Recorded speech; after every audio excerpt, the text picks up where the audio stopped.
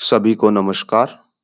हमारी weekly central government employee magazine में आप सभी का स्वागत है। ये हमारा एक छोटा-सा प्रयास है, जहाँ पे हम आप लोगों के लिए जो कि सेंट्रल गवर्नमेंट से बिलॉन्ग करते हैं एंड इवन स्टेट गवर्नमेंट से भी बिलॉन्ग करते हैं बिकॉज़ ये सभी पे एप्लीकेबल होते हैं। हम सेंट्रल गवर्नमेंट द्वारा रिलीज़ लेटेस्ट ऑर्डर्स, नोटिसेस आपके सामने लेके आते हैं सो दैट आपको लेटेस्ट अपडेट्स मिल सके। वीडियो को शुरू करते हुए हम आज की वीडियो की अपडेट्स देखते हैं। हमारी जो वीडियो की आज की हाइलाइट्स हैं, उसमें सबसे पहले है जीपीएफ और जो स्मॉल सेविंग स्कीम्स होती हैं, उनके लिए नए इंटरेस्ट रेट रिलीज़ किए गए हैं अभी दिसंबर तक के लिए, तो हम वो डिस्कस करेंगे। डिपार्टमेंट ऑफ टेलीकम्युनिकेशन में डेपुटेशन बेसिस पे पोस्ट्स आई हैं, जहाँ पे एलिजिबल एम्प्लॉइज अप्लाई कर सकते हैं, उनके बारे में डिस्कस करेंगे। फिर एक एम्प्लॉई यूनियन की तरफ से न्यूज़ है, जो सेंट्रल गवर्नमेंट की स्टाफ की एक यूनियन है, उसकी तरफ से न्यूज़ है, हम उसको डिस्कस करेंगे। और लास्ट में जो एआईसीपी इंडेक्स होता है, जिसके बेसिस पे डीए डिसाइड किया जाता है, उसकी रिपोर्ट आई है मंथली बेसिस की, हम उसको भी डिस्कस करेंगे। अभी हम आगे बढ़ते हैं and as usual latest information पाने के लिए, लेटेस्ट जानकारी पाने के लिए हमारे चैनल को सब्सक्राइब करें और बेल आइकन भी दबाएं because more you share, more you subscribe, more we feel motivated to make such content. With this, we move forward. So, let's start with orders.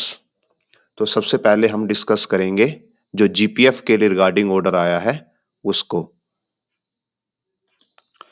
तो ये आप अपनी स्क्रीन पे ऑर्डर देख सकते हैं। Government of India, ministry of finance, department of economic affairs, budget division से order है। ऑर्डर डेट है 3 अक्टूबर 2024 और ऑर्डर किसके रिगार्डिंग है कि जो जीपीएफ है, जनरल प्रोविडेंट फंड, उसमें जो अमाउंट एक्यूमुलेटेड हुआ है अब तक, जो लोग कंट्रीब्यूट करते हैं जीपीएफ में, तो उनका जो अमाउंट वहाँ पे है, टोटल अमाउंट जो जमा है, उसमें 1 अक्टूबर से 31 दिसंबर 2024 तक उनको 7.1% का इंटरेस्ट रेट दिया जाएगा और ये हर तिमाही पे government of India interest rate release करती रहती है। अब अगले 3 महीनों के लिए जीपीएफ का रेट 7.1% रहेगा। अब हम नेक्स्ट ऑर्डर पे जाते हैं, जो कि है स्मॉल सेविंग स्कीम्स के रिलेटेड। ये आप अपनी स्क्रीन पे स्मॉल सेविंग स्कीम्स के रिगार्डिंग सेकंड ऑर्डर देख सकते हैं। ये ऑर्डर भी ministry of finance, department of economic affair से आया है और ऑर्डर डेट है 30/9/2024 मीन्स सितंबर के महीने का ऑर्डर है लास्ट में। यहाँ पे स्मॉल सेविंग के लिए इंटरेस्ट दिया गया है, जो थर्ड क्वार्टर है हमारा, लास्ट क्वार्टर है, उसके लिए 1 अक्टूबर से 31 दिसंबर तक के जो भी स्मॉल सेविंग स्कीम्स हैं, उनके लिए जो ऑर्डर होंगे, इंटरेस्ट रेट हैं, वो दिए गए हैं और हमने ये इंटरेस्ट रेट भी यहाँ पे लगाए हुए हैं कि जो भी गवर्नमेंट के इंस्ट्रूमेंट्स हैं, यहाँ पे saving deposit, 1 year term deposit, senior citizen scheme, देखिए सीनियर सिटीजन्स को अभी भी सबसे मैक्सिमम मिल रहा है 8.2 और सुकन्या समृद्धि अकाउंट स्कीम्स है जो, इनमें भी 8.2 अभी मिल रहा है। और हमने लास्ट वीडियो में, हमारी एक प्रीवियस वीडियो में आपको बताया था कि जो सुकन्या समृद्धि अकाउंट्स हैं, अब पहले उनको ग्रांड पेरेंट्स वगैरह या कोई भी रिलेटिव खुलवा लेता था गर्ल चाइल्ड के नाम पे, तो अब ऐसा पॉसिबल नहीं हो पाएगा। अभी ओनली उसके पेरेंट्स या जो लीगल गार्डियन है, वही सुकन्या समृद्धि अकाउंट खुलवा सकते हैं और एक बच्ची का सिर्फ एक ही अकाउंट खुल सकता है और एक फैमिली में मैक्सिमम 2 अकाउंट खुलवाए जा सकेंगे सुकन्या समृद्धि योजना के। उसके अलावा जो बाकी के इंटरेस्ट रेट्स हैं, आप यहाँ पे देख सकते हैं। जो नेशनल सेविंग सर्टिफिकेट, उस पे 7.7 है और जो किसान पत्रिका है, इस पे आपको 7.5% का इंटरेस्ट रेट मिलता है स्मॉल सेविंग स्कीम्स में। और एक साथ में ही जो एनपीएस फॉर चाइल्ड्स आया है, वो यहाँ पे नहीं आएगा बिकॉज़ उसमें वेरिएबल इंटरेस्ट रेट होता है और उसके रिगार्डिंग भी हमने एक वीडियो बनाई हुई है। आप जाके सर्च कर सकते हैं। हम डिस्क्रिप्शन में उसका लिंक भी दे देंगे, वहाँ पे हमने उसको डिटेल में डिस्कस किया है।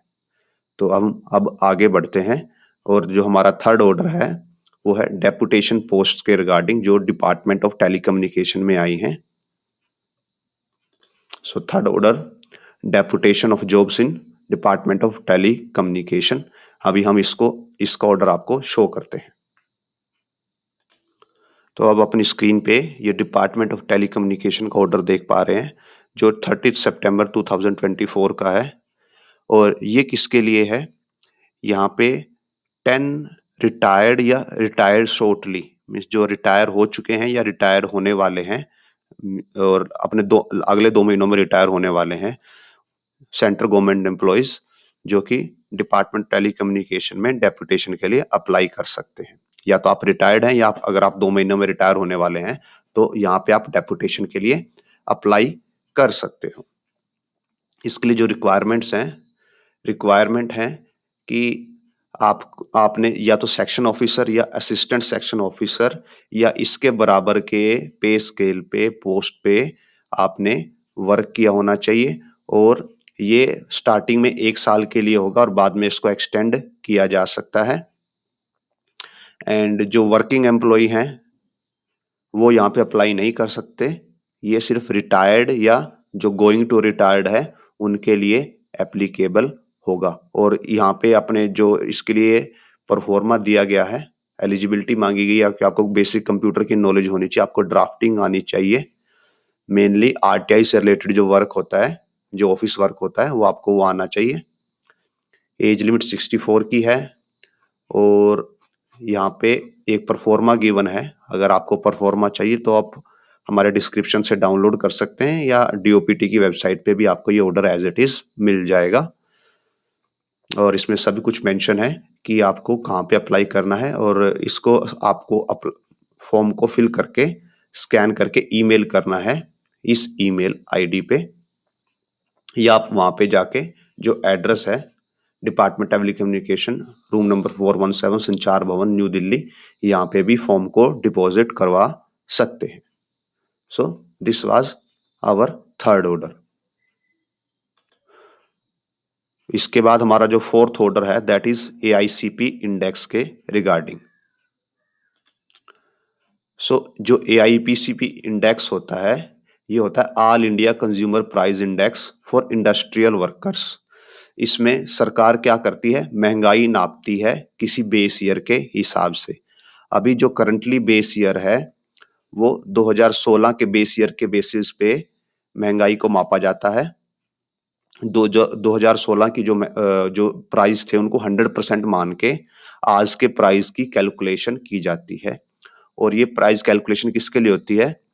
31 सिलेक्टेड कम्योडिटीज हैं जो कि 88 सिटीज में जहाँ सेंटर से उनका प्राइस लिया जाता है।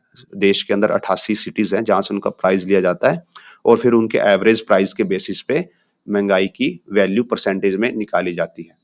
तो जो जुलाई और अगस्त के 2 महीने हैं हमारे पिछले 2 महीने, वहाँ पे जो महंगाई है वो इंक्रीज हुई है कंपैरेटिवली, जो कि पहले वाले महीनों से उनसे ज़्यादा। यहाँ पे आप देख सकते हैं, अगर आप ग्राफ देखोगे, अगर आप यहाँ पे ग्राफ देखते हैं कि जनवरी से लेके जुलाई तक, जनवरी में ये 139 था अप्रोक्सीमेट और जुलाई में ये 141 था। मींस यहाँ पे अप्रोक्सीमेटली 2.4 का चेंज आया था जनवरी to July. January to June 2.4 का चेंज आया था, बट जून टू जुलाई अगर आप देखते हो तो यहीं पे 1.3 का चेंज आ गया है और आगे फर्दर यहाँ पे डिक्रीमेंट हुआ। मींस जुलाई के बाद अगस्त के महीने में महंगाई थोड़ी कम हुई है। तो इसके बेसिस पे ही डीए की कैलकुलेशन की जाती है। जब आपको नेक्स्ट ईयर जनवरी का डीए कैलकुलेशन होगा तब इस एआईपीसीपी इंडेक्स के बेसिस पे ही वो डीए कैलकुलेशन की जाती है कि महंगाई कितनी बढ़ी। और महंगाई कितनी बढ़ी ये कहाँ से पता चलता है? जो ये all India consumer price index है जो मिनिस्ट्री ऑफ लेबर द्वारा जारी किया जाता है। तो हम अब अपनी वीडियो में आगे बढ़ते हैं।